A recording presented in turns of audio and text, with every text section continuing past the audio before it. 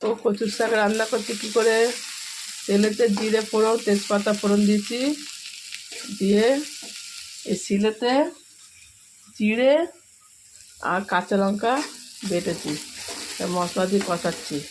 এই যে মাথাটা আছে, কাতলা মাছের মাথাটা এবার দেবো কচুর শাকে। আর এই যে ছোলা ভিজিয়ে রেখেছি, এই ছোলাও দেবো। এটা মশলা হচ্ছে জিরে বাটা আর কাঁচা লঙ্কা বাটা, আর কিছু না। আর তেজপাতা ফোড়ন আর জিরে ফোড়ন আগে তেলেতে দিয়েছি।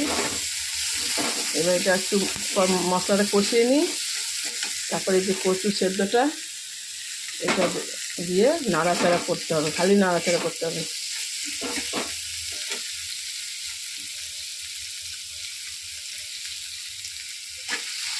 এতগুলো ছোলা দিলাম।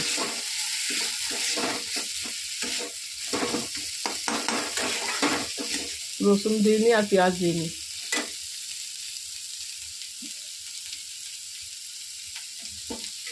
আর একটু মিষ্টি দিতে হয়, মিষ্টি না দিলে ভালো লাগে না শাকে।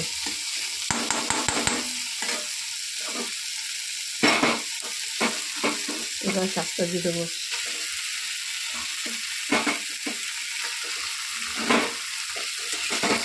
এরকম করে খালি নাড়াচাড়া দিতে হবে, এখানে কোনো জল না কিছু না।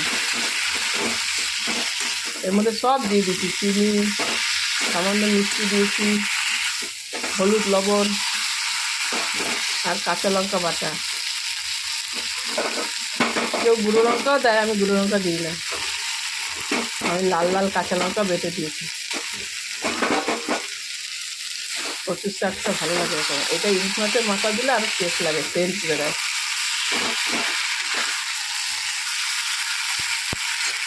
এবারে মাথাটা গুঁড়িয়ে দেবো। তারপরে কি গরম, আর লোটে মাছটা করবো। এটা শুকনো শুকনো করে হবে, আদা রসুন লঙ্কা বাটা দিয়ে আর জিরে বাটা দিয়ে। এবং কচুর শাকটা হচ্ছে আমাদের ভাত হয়েছে।